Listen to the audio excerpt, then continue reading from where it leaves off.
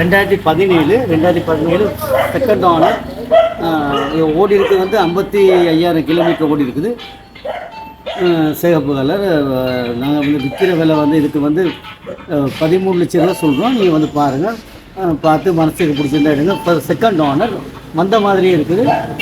ஒருக்க பாருங்கள். தம்பி மறுபடி 800 வந்து 2000 இதே ஒரு பாருங்கள். இதில் வந்து விற்கிற விலை வந்து நாங்கள் வந்து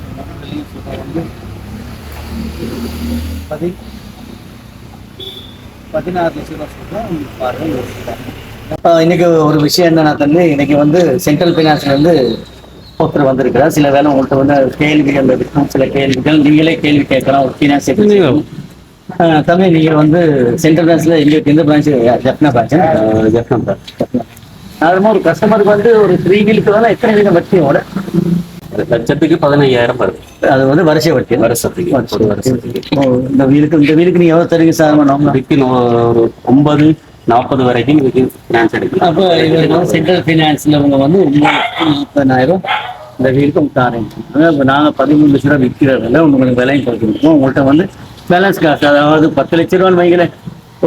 நான் 13 லட்ச ரூபா சொல்கிறேன். உங்களுக்கு கொஞ்சம் விலையை குறைக்கும். உங்கள்கிட்ட 2.5 லட்ச ரூபா 3 லட்ச ரூபா வந்து நம்ம வீலை கொண்டு போகணும். வேற அந்த ஒரு வீல் எடுக்கும்போது என்ன டாக்குமெண்ட் நீங்க கேட்பீங்க? இது வந்து கஸ்டமரை பொறுத்த வரைக்கும் 3 டாக்குமெண்ட் பார்ப்போம். இது வந்து அது ஐடி, அட்ரஸ், அதோட இன்கம் பார்ப்போம். ஐடி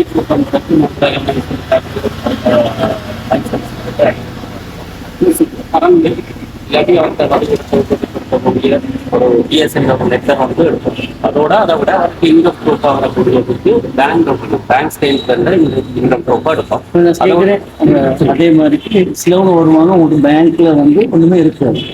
அவங்கள்ட்ட வந்து சின்ன ஒரு கடையா வச்சிருப்பாங்க. காட்டுறதுக்கு வழி இருக்கா? நிறைய கஸ்டமர், ஒரு சில கஸ்டமர் இருக்காங்க. எல்லா கஸ்டமரும் ஒரு சில கஸ்டமர் இருக்காங்க. அந்த மாதிரி அவங்க வந்து இப்போ இந்த மானெல்லாம் எடுக்க முடியாது அப்படின்ற ஒரு கேள்வி வருவாங்க. இல்ல, அவருக்கு வந்து இப்போ ஒரு பிசினஸ் வச்சிருக்கிறாங்க. அவரோட பிசினஸ் உறுதிப்படுத்தக்கூடிய டாக்குமெண்டா வியாபார பதிவு அது இருக்குல்ல. பிஆர்ல நான் சும்மா ஒரு அந்திக்கு வந்து ஒரு கல் வண்டிக்கார வச்சிருக்கேன். இல்லாட்டி ஏதோ அன்னன்னைக்கு வந்து ஒரு மீன் வியாபாரியா இருக்கலாம்.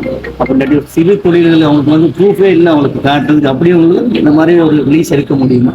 அதுக்கு வழி கட்டாயம் எடுக்கலாம். ஆனா அவருக்கு நாங்க எங்களோட பினான்ஸ்ல கொடுக்கக்கூடிய அமௌண்ட்ல இருந்து ஒரு குறிப்பிட்ட அளவு அமௌண்ட் வந்து குறையும். எங்களுக்கு 100க்கு எத்தனை தருங்க? வேல்யூவேஷன் எத்தனை? 80% வரைக்கும் நாங்கள் ஆட்டோக்கு 80%. அதாவது அவங்க வந்து உங்களுக்கு வந்து நிர்ணயிக்கப்பட்ட விலை இருக்கின்றது சொல்றதுன்னா வேல்யூவேஷன். பிரசன்ட் மார்க்கெட்ல போற வேல்யூவேஷன் வந்து நீங்க 80% தருங்க. 80% தருவோம். அதுல அது ஒரு கஸ்டமர் இந்த பேஸை பொறுத்து வந்து அதுல இருக்கிற அந்த பெர்சன்டேஜ் குறையுது. அப்போ என்னுடைய வாடிக்கையாளர் சிலவங்களுக்கு இந்த மாதிரி எல்லாத்துக்கும் இந்த மாதிரி கேள்வி இருக்கும். நமக்கு ஒரு வண்டி, எங்களுக்கு வந்து ஒன்றும் இருக்கா, டாக்குமெண்ட் இல்லை, நம்ம சின்ன வியாபாரம் தான் பண்ணுறோம் அப்படின்றவங்களுக்கு இருந்தால் நீங்கள் வந்து இந்த சென்ட்ரல் ஃபைனான்ஸில் போயிட்டு கேட்டு பாருங்க. உங்கள் மனசுக்கு பிடிச்சா மட்டும் அந்த வட்டி வீதம் நான் இந்த இடத்துல கேளுங்க. உங்களோட வட்டி வீதம் குறைவாக நீங்கள் போகலாம். ஸோ நான் இப்பயும் சொல்ல மாட்டேன் இனிமேல் நல்லா அப்படி யாருக்கு மேலே ஃபேவர் இல்லை. இருந்தாலும் வந்து நம்மளை வந்து மாதிரி நமக்கு பிஆர் இருக்காது, பிஸ்னஸ் ரெஜிஸ்ட்ரேஷன் இருக்காது. இருந்தாலும் நமக்கு வந்து அதுக்கு ஏதோ தொழில் செஞ்சுட்டு போவோம். ஆனால் எங்களுக்கு ஒரு வாங்கணும் போது நாங்கள் பேங்க்கில் கூட என்ன சொல்கிறது, அக்கௌண்ட் வச்சிருக்க மாட்டோம். ஒரு சிலர் இருக்காங்க, எல்லாருமே கோடிக்கணக்கில் காசு வச்சுருக்க மாட்டாங்க. சாதாரண மக்களை கொடுத்தாரு. அந்த மாதிரி உங்களுக்கு நீங்கள் சென்ட்ரல் பேங்க்ஸ் அப்படி கொடுத்தா ரொம்ப சந்தோஷம். என்னுடைய ஆதங்கத்தை நான் உங்களுக்கு வெளிப்படுத்துகிறேன். இந்த மாதிரி சாதாரண மக்களுக்கு வந்து அவங்க வந்து உழைச்சி கட்டக்கூடியவங்களுக்கு நீங்கள் கொடுத்தீங்கன்னா சென்ட்ரல் ஃபினான்ஸ் பொறுத்தவரையில் சென்ட்ரல் ஃபினான்ஸ் இலங்கையிலே ஒரு நம்பர் 1 இருக்கக்கூடிய ஒரு நிதி நிறுவனத்தில் ஒன்று. கிட்டத்தட்ட 77 வருஷங்களுக்கு அதிகமாக இலங்கையின் ஒரு நிதி நிறுவனமாக திகழ்ந்து வருது. கிட்டத்தட்ட 100க்கும் மேற்பட்ட கிளைகள் வந்து இலங்கையில் சகல மாவட்டங்கள்லையும் இருக்கு சென்ட்ரல் ஃபினான்ஸ் இருக்கு. அப்போ எங்களுடைய முக்கியமான குறிக்கோள் வந்து குறைந்தளவு ஒரு ஆவணங்கள் விரைவான சேவை என்றதை பயன்படுத்தி தான் எங்களோட அந்த குறிக்கோள் இருக்குது. அந்த வகையில் எங்களுடைய எஸ்எஸ் கார் சேல் நிறுவனம் சென்ட்ரல் ஃபினான்ஸோடு இணைந்து கிட்டத்தட்ட 30 வருடங்களுக்கு மேலாக என்று நினைக்கிறேன்.